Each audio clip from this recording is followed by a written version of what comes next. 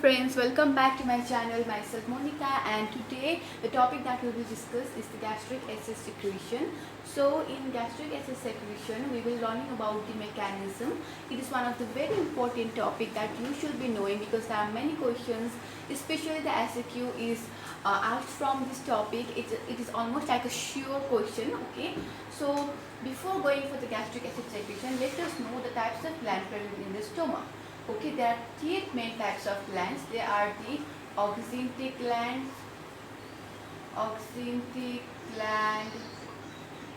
okay, the next gland is the pyloric gland, and the next one is the cardiac gland.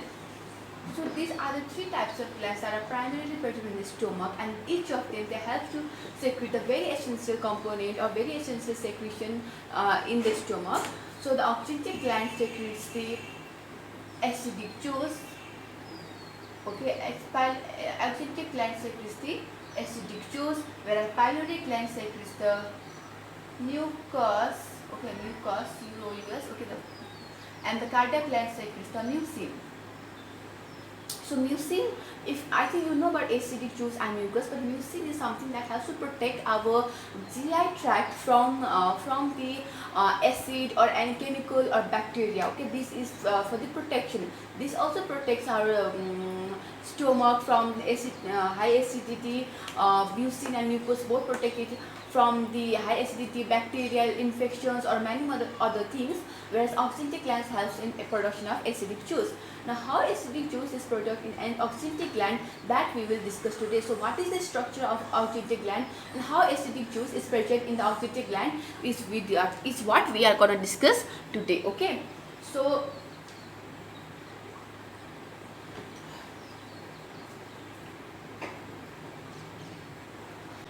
in gastric acid secretion, okay, we will find the oxyntic gland, which is quite tubular in shape and is divided into the neck, body and the base. Okay, it is divided into the neck, body and the base.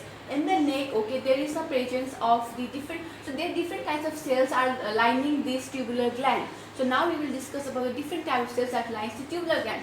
So first of all, tubular gland, okay, gastric oxyntic gland, the tubular gland is divided into neck and body and then base. Okay, neck, body and base. And now we will talk about the cell lining the gland, because we should know everything. So first of all, we got to know that there are three types of gland, and from that gland, oxyntic gland is the gland that has the production of the acidic juice. Now we will later talk about the oxyntic gland and the cell lining on it.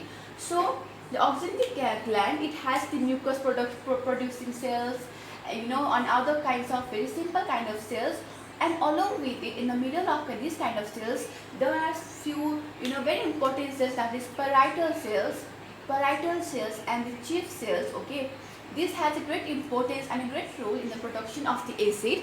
Okay, and from these cells only gastric acid is produced. Okay, which is necessary for many other vital functions in the GI tract, which we will discuss later on. So what we learned till now is that in oxyntic gland there is this tubular gland which has got different cell lining, and there is a two specific cell line, that is parietal cells and the chief cells. Okay, parietal cells, okay, it is very important for acid production, intrinsic factor secretions, whereas chief cells helps in secretion of the pepsinogen. So chief cells, and then there is the parietal cells. Okay, these chief cells and there is the parietal cells. So parietal cells, it helps in secretion of acid and intrinsic factors. Okay, intrinsic factors, you can see what it helps in secretion of HCl, intrinsic factors, whereas chief cells has in secretion of pepsinogen.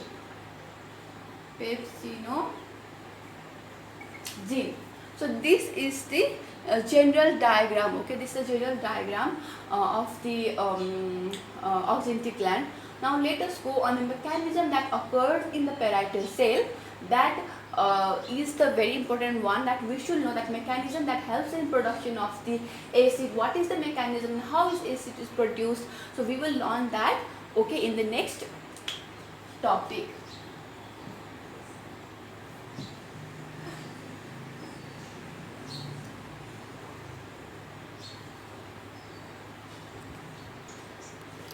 So now, okay, I will zoom this and I will try to show you. So this is a parietal cell. I have just taken out a part from the lining of the oxyntic gland, and I have shown you a part of a parietal cell, that what kind of mechanism goes inside it and how does the acid is secreted from the parietal cell. Okay, so this is just the general overview. Okay, so what happens is that in the parietal cell, the first thing you have to understand is, the first step is in the parietal cell. Okay, this is the parietal cell.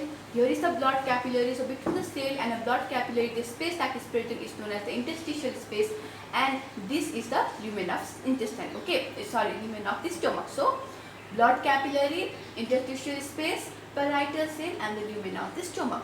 So now, what is the thing you should remember is, first thing is, there is a presence of water in the parietal cell. Okay, that water present in the parietal cell is broken down by carbonic anhydrase into H plus plus OH minus. Okay, H plus plus OH minus.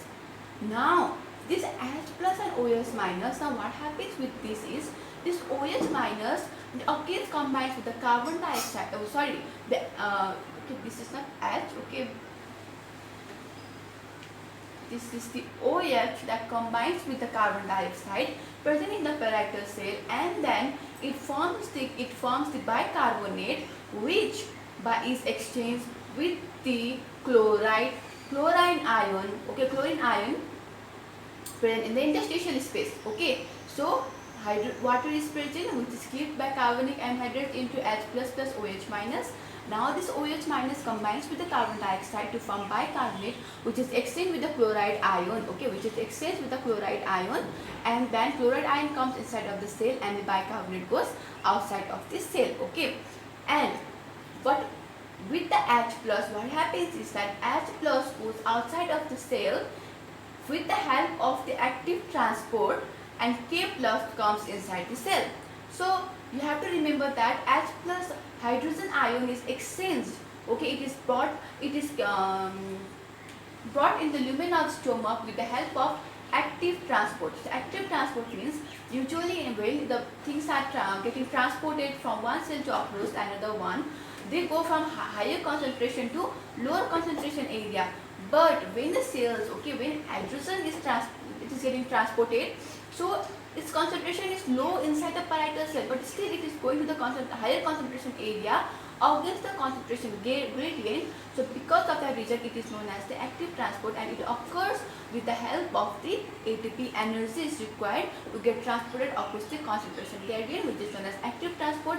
And with the excess of the potassium, that is hydrogen potassium ATPase, okay, hydrogen potassium ATPase, it is transported out to the lumen of the cell, and potassium is brought back to the parietal cell. So this potassium, the potassium, okay, with the exchange of hydrogen, it went inside of the cell, but it also undergoes the passive diffusion and goes out of the cell whenever it's required. So it also goes through the hydrogen potassium ATPase form. It has come inside, but it also goes outside with the help of passive diffusion. Now this chlorine ion, okay, so what happens is that, since there is a large amount of positivity in the lumen of the stomach, now to balance that to balance that whole charge outside the lumen of the stomach, the chlorine ion also goes outside by passive diffusion. Okay, so that there is the balance of the ions in the lumens of the stomach, and this H plus and Cl minus will combine and form the hydrochloric acid. Did you understand? So this is the general mechanism. So once again, let me tell you, the first step is the hydrosol. Okay, that is hydrosol. It is water which is present in the parietal cell. It dissociates into H plus and OH minus. Okay, in the very beginning, what happens is, hydrogen is present in the parietal cell. It dissociates into H plus and OH minus. Now this H plus and OH minus, they both go on a different direction. H plus, it goes to lumen of the stomach with the help of hydrogen potassium ATPase form, and potassium comes inside the parietal cell. Okay, it is an active transport.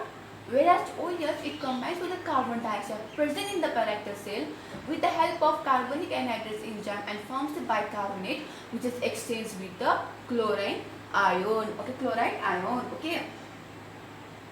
Now, this chloride ion, okay, it now goes outside the cell to maintain the electrochemical balance, because there is the larger positivity charge. So to balance the positivity charge, to maintain an electrochemical balance, now with the help of passive diffusion, this chlorine goes outside of the parietal cell into the lumen of stomach and combines with the hydrogen to form the axial.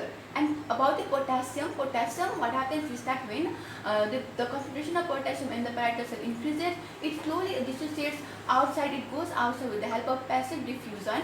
Okay, and again when the concentration becomes low, it comes inside with the help of passive diffusion. So this is the process of potassium, okay, which is not so important to know. The thing you should know is this. Okay, this is all about the gastric acid secretion. I think you have understood that how now the gastric acid is produced with the help of the parietal cell. I hope that you understood whatever I have taught today, and you are able to understand everything on gastric acid secretion mechanism. If you like this video, please do like, share and subscribe to my channel, and thank you so much. So keep watching.